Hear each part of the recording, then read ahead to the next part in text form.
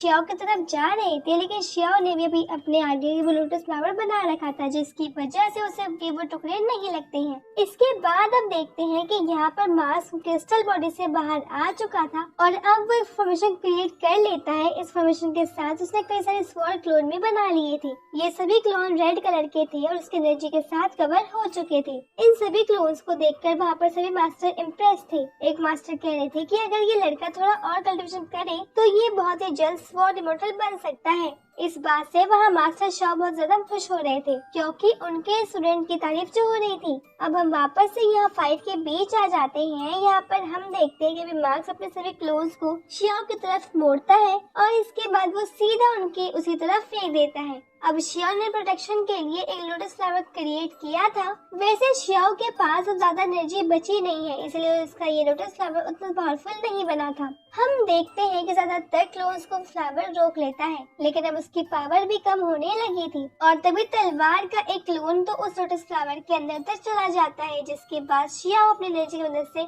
उसे वापस मार्क्स की तरफ फेंक देती है। अब मार्क्स उन सभी क्लोन्स को फिर से हवा में लाते हुए फिर से उनका यूज कर अटैक करता है। यहाँ पर शियाओ के पास इतनी एनर्जी नहीं थी कि वो फिर से लोटस फ्लावर क्रिएट कर सके, जिस कारण से अब वो अपने फिनिक्स को आगे भेजती है। वैसे भी फिनिक्स भी बहुत देर से फाइट कर रहा है, इस कारण से उसके पास भी अब इतनी पावर नहीं बची थी कि वो उन अटैक्स को ज्यादा देर तक रोक पाए, लेकिन फिर भी अभी उसने ज्यादातर सब अटैक को रोक लिया था। इसके बाद अब वापस से वो पीछे आ जाता है। यहाँ पर हम देखते हैं कि अब शियाओ भी अपने बहुत सारे स्वॉर्ड क्लोन क्रिएट करती है। ये सभी उस फिनिक्स की एनर्जी से बने हुए हैं। तो यहाँ पर जब शियाओ ने फेंकती है तो सभी के सभी स्वॉर्ड क्लोन फिनिक्स क्लोन में बदल जाते हैं, लेकिन अभी भी मार्क्स कह रहा था कि तुम इन मामूली अटैक्स से मुझे नहीं हरा सकते। और इसके बाद अब वो अपनी तलवार से बहुत ज्यादा बड़े बड़े क्लोन क्रिएट करते हुए शियाओ के फिनिक्स की तरफ भेजता है। अब सारे फिनिक्स जो आगे आ रहे थे तो उन्हें जैसे ही वो तलवार लगती है तो वो सारे डिस्ट्रॉय हो जाते हैं और आखिर में वो तलवार सीधे जाकर उस असली वाली फिनिक्स पेट को लगती है,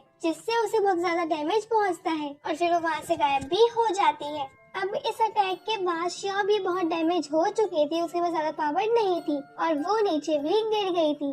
यहाँ पर चेन को बहुत ज्यादा गुस्सा आ रहा था, लेकिन वो कुछ कर नहीं सकता था क्योंकि ये बैटल चल रहा है और ऐसे में बीच में एंट्री लेना गलत होगा। अब यहाँ पर हम देखते हैं कि मार्क्स भी शियाओ से कह रहा था कि मेरे साथ तो तुम्हें हार मान लेनी चाहिए, इससे तुम्हारी जान भी बच जाएगी और वैसे भी मुझे तुम्हारे साथ फाइट करनी ही नहीं थी, मैं तुम्हारे यूजलेस दोस्त के साथ फाइट करना चाहता हूँ। लेकिन यहाँ पर शियाओ की बात नहीं मान रही थी, इस कारण से मार्क्स फिर से एक और बार अटैक करता है। हम देखते हैं कि उस अटैक में से कुछ नाइफ्स जैसे क्लोन निकल रहे थे, उनकी कोई गिनती नहीं थी क्योंकि एक के बाद एक निकलते हुए आ रहे थे। और यहाँ पर शियाओ ने रोकने के लिए अपने बचे हुए कुछ एनर्जी से एक लोटस क्रिएट करती है, जो कि ज्यादा कुछ स्ट्रॉन्ग नहीं था। यहाँ पर स्नो लेडी हेड मास्टर से कह रही थी कि हम हार मानते हैं कि आपको ये मैच रोकना होगा, लेकिन हेडमास्टर मना कर देते हैं और कहते हैं कि इसमें हम कुछ नहीं कर सकते जब तक कि शियाओ अपने आप हार ना माने, क्योंकि ये हमारा मैच नहीं है, ये उन दोनों का डिसीजन है और ये दोनों ही फैसला कर सकते हैं कि इन्हें कब हार माननी है। अब यहाँ पर शियाओ की हालत और भी ज्यादा खराब होते जा रही थी, लेकिन वो हार नहीं मान रही थी। लेकिन हम देखते कि अब अटैक बढ़ते ही जा रहे थे।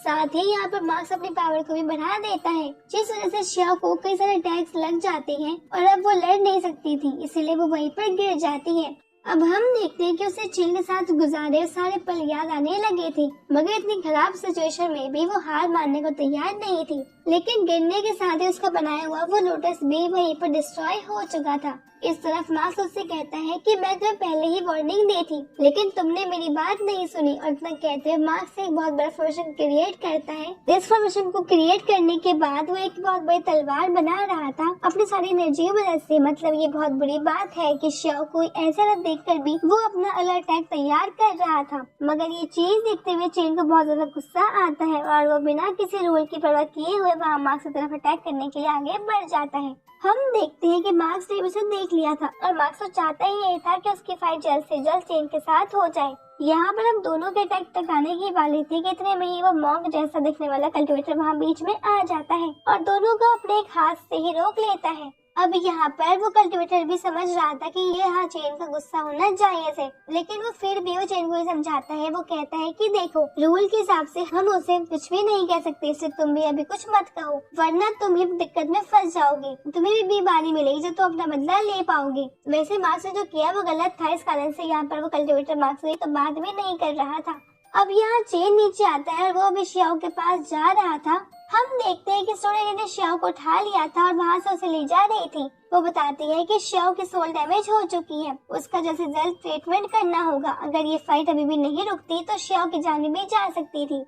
अभी यहाँ पर चेन को बहुत ज्यादा बुरा लग रहा था और वैसे भी शियाओ ने सब चेन के लिए ही किया था, जिससे कि चेन को रिकवर होने के थोड़ा सा टाइम मिल सके। हम देखते हैं कि इसके बाद फ्लोरेडी उसे वहाँ से ले जाती है और चेन अपनी जगह पर वापस आ जाता है। यहाँ पर कुछ देर में वो शेंग आती है। वो बताती है कि वो फाइट जीत चुकी है, बल्कि वो जो पीली ड्रेस वाला लड़का था उसने सीरियसली फाइट की ही नहीं। यहाँ पर वो शेन को शियाओ के बारे में नहीं पता था। वो चेन से पूछती है तो जिस पर चेन उसे सारी बात डिटेल में बताता है। वो सारी बात सुनकर उसे भी गुस्सा आ गया था और वो मार्क्स तरफ आगे बढ़ रही थी, लेकिन तभी चेन उसे रोकता और समझाता है कि हमें रूल के हिसाब से चलना चाहिए और वैसे भी उसे कहकर कुछ फायदा नहीं है। साथ ही चेन यहाँ पर ये भी कह रहा था कि मार्क्स को तो वही देख लेगा। अब उसकी बात सुनकर वो शेन तुरंत ही मास्टर के पास जाती है और उनसे कहती है कि मैं इस बैटल से अपना नाम वापस लेती हूँ, मुझे अब और फाइट नहीं करनी। वैसे ऐसा वो इसलिए कह रही थी जिससे कि चेन की फाइट मार्क्स के साथ हो पाए, और अब ऐसा ही होता है। मास्टर वापस अनाउंस करते हैं कि फाइनल बैटल जल्दी स्टार्ट होगा। अभी 2 मिनट के लिए वो इसलिए रुके थे क्योंकि मार्क्स की फाइट अभी भी एंड हुई थी, तो इससे थोड़ा सा रिकवर करने के लिए टाइम मिल सके।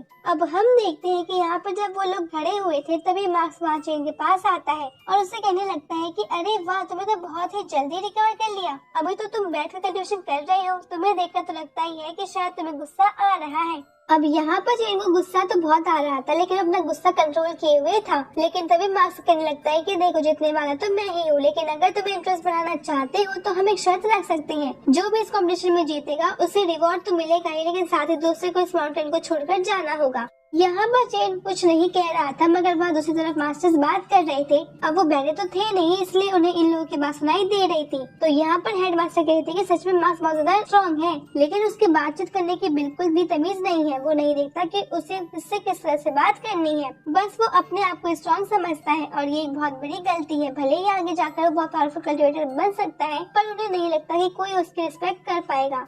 अब यहाँ पर मार्क्स भी बदतमीजी पर बदतमीजी करते जा रहा था। वो चेन से ये भी कहता है कि क्या हुआ, क्या तुम डर गए? तो इस बात पर चेन कहने लगता है कि देखो, मुझे तुमसे कोई फालतू बात नहीं करनी है, वो चीज तो हम लड़ाई में देख लेंगे। मुझे तुम पर गुस्सा आ रहा है कि नहीं, और मैं मुंह से नहीं बल्कि अपने पंचों से जवाब देना पसंद करूंगा।